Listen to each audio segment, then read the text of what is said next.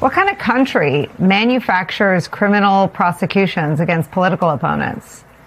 What kind of leader repels prosecutors and investigators who hunt down terrorists and adversaries of the United States of America? What is the character of a man who cheers the, quote, canning of hundreds of years of national security expertise inside the Department of Justice and the FBI at a right-wing political conference? What man has so hardened a heart that he looks at victims of sex trafficking and says, quote, get to the point? What lawyer participates in language so menacing toward judges whose rulings he disagrees with that those judges fear for their lives and their children's lives, and then turns up the heat on judges after they speak out? What man scrapes the bottom of the ethical barrel to create a legal structure around Donald Trump's brazen corruption by representing the fraudster and the government he seeks to defraud by cocooning him in legal immunity from the IRS? What kind of conservative leads the Department of Justice to the point of being disbelieved, disrespected, and distrusted by even some of the most conservative judges in the federal system? And what Republican cheers the purge of bright rising star prosecutors like Eric Siebert and Danielle Sassoon? The answer, tragically, is that that country is America. This is who we are right now. And all those actions were directed by or supported by Todd Blanche. One final question for you this afternoon. What man, what member of the Senate, who has already lost his job, lost his opportunity to serve because of Donald Trump, then fails to tell the truth about all this and the threat that Todd Blanche poses to the rule of law? Sadly, we have that answer, too. His name is Bill Cassidy, the same Senator Bill Cassidy who's being forced out of the Senate after Donald Trump endorsed his primary opponent and he lost re-election. For just a few hours, Todd Blanche's confirmation was on thin ice today. That happened after Senators Susan Collins and Lisa Murkowski announced they would vote no. One more vote would have sunk Blanche's AG bid altogether. But then Senator Cassidy stepped in, threw him a lifeline, took to the Senate floor earlier today and handed over the keys to the Department of Justice and the rule of law to Donald Trump with this speech. Watch. I'm particularly concerned about episodes of apparent lawfare, DOJ bringing suits against political enemies.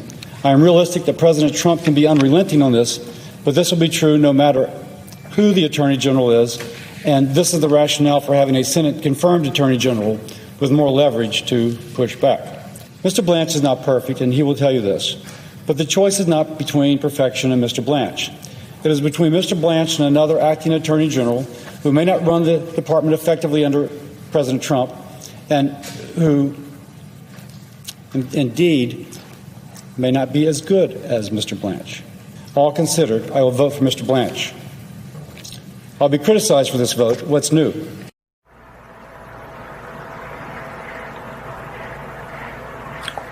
What are we even talking about? Quote, more leverage to push back? To say that about Todd Blanche, who has done everything in his power, things that Pam Bondi wouldn't even do, to reshape the Department of Justice, basically take the justice out of the Department of, in Donald Trump's image. Before Senator Cassidy delivered that speech, which made Todd Blanche the Attorney General, survivors of Jeffrey Epstein's abuse sought a meeting with Cassidy, writing this, quote, to Senator Cassidy, you have a record of standing with survivors of human trafficking and sexual assault. A vote to confirm Todd Blanche would be a vote against those survivors. We hope you will meet with us today and urge you to vote no on Todd Blanche's confirmation. The request was ignored. Senate Republicans rubber stamping the Attorney General confirmation of a man who's already done everything in his power to end DOJ's independence is where we begin today with Democratic Senator Adam Schiff of California. Senator, where do we go from here? Well, I sadly think that it's likely now Blanche has the votes. I was deeply disappointed to hear those comments you just aired from one of my colleagues. When you go through a litany of the reasons why somebody shouldn't be confirmed, the fact that they have abused the Department of Justice to go after the president's enemies, the incredibly not just botched but wrongful handling of the investigation into Epstein and his victims, the cover-up of some of those materials on the one hand, on the other hand, pushing out materials that exposed the victims to being victimized again by publishing their names, their photographs, this slush fund he tried to set up. You go through this long litany of abuses by the Attorney General, and you could have one of two reactions. One is to say, this person should not be the Attorney General, and we're going to oppose him, and we're going to demand the president send us someone better. Or the other is to say, nonetheless, I'm going to support him because the president might send us somebody worse. It only makes sense, I think, to defeat someone like Todd Blanche and insist on something better, insist on someone who will not go along with these collusive settlements, who won't continue to act like the president's criminal defense lawyer. And Nicole, I think you're absolutely right when you said that whether he is confirmed or is an acting, even if he's confirmed, the moment he does something the president doesn't like, the president is more than willing to just fire him. So I think that doesn't give the public any greater protection. I had the Judge Esther Salas and Judge Jack McConnell on yesterday about the vitriol being directed at federal judges in the judiciary from Donald Trump, from the general counsel at the Department of Homeland Security, who has a list called, quote, the worst of the worst about judges, and from Todd Blanche himself. Let me show you what Judge Jack McConnell said yesterday.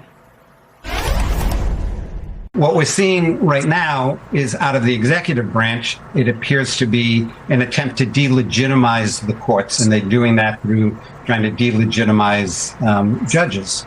The deputy attorney general, soon potentially to be the attorney general, said we're at war with the courts, and he called people to action on it.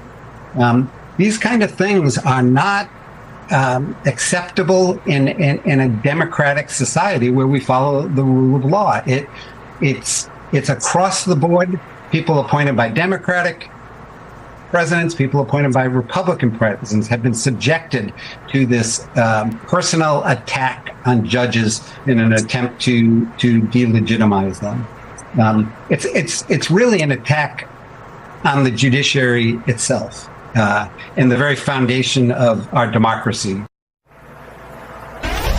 Senator, if Democrats retake control of the Senate in the fall, what could you do to hold, in the judge's words there, quote, the executive accountable for what judges themselves say is a clear attempt to, quote, delegitimize the rule of law in America? Well, I think the judge is absolutely right about what we're seeing go on, and it is more broad than just the judiciary. We see the president attack the press when the press reports in a way that he doesn't like. Those are enemies of the people, and likewise, any branch of government, including the judiciary, that stands up to the president. And frankly, the judiciary has been the savior, at least the lower courts, during these tumultuous past 2 years. So many of the president's illegal actions have been shut down by judges appointed by both Democratic presidents and Republican presidents. That's been a rare bright side in terms of our democracy. So they're going after it. As part of the majority, if the majority flips, we'll be able to delve into what the department is doing or what they're not doing, what resources are being provided to help protect judges, strengthening those resources as necessary, and I think fully expose this campaign to really endanger some of these lower court judges that we see from both the rhetoric that's being used, but also these constant attacks. To imagine that the attorney general or acting attorney general is treating a co-equal branch of government this way would have been unthinkable in the near past, but now it is an everyday occurrence. Senator, I want to show you something Todd Blanche said that to me seems to invite more questions about criminal prosecutions of people that maybe aren't as notable as a former Olympian. Here he is when asked about Jeanine Pirro's job being on the line. Declined to say whether you stand by Jeanine Pirro's decision to drop that case. What message does it send, though, if President Trump fires a U.S. attorney because she determined there was not sufficient evidence to charge 4 people with a crime. Did he fire her? I mean, what message would it send, I said, if... Hypothetically, if the president chose to fire a United States attorney, it turns out he's allowed to do that because he's the president of the United States. I mean, no one was asking him that question. So back to your point about the press, it's a lack of good faith, transparency from that podium. But we know they don't care about the press.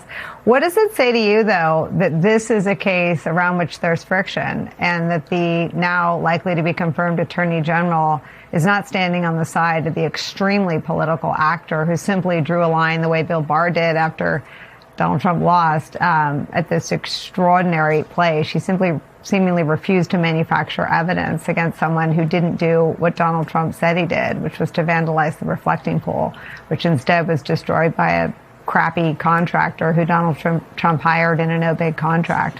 What does it say that the Attorney General won't defend his employee who seemingly refused to manufacture evidence? Well, it's so startling when I hear Blanche say something like that. Turns out the president has a right to do that. What he's basically saying is the president has a right to fire a prosecutor who won't bring an illegitimate case that he wants brought. This is part and parcel with Blanche saying that the president has both a right and a duty to go after his enemies. I listen to statements like that, which are unthinkable for any legitimate prosecutor, and I wonder what happened to the Todd Blanche who was once a respected prosecutor in the Southern District of New York, because he's now unrecognizable. I also feel a sense, and maybe you too, Nicole, of utter vertigo when Jeanine Pirro is now the voice of reason. What world are we living in? How did that happen? But you know that you're in some totally upside down world when she is saying, well, we need to dismiss this case because it turns out we don't have any evidence. But this is Blanche, and this is why it's so appalling that he may get confirmed today. This is somebody willing to say the president is more than his rights to fire a prosecutor who doesn't bring an illegitimate case. The president can tell us to bring a case with no evidence against his enemies. That's just fine. He has a right and even a duty to do it. And what's more, I will help him.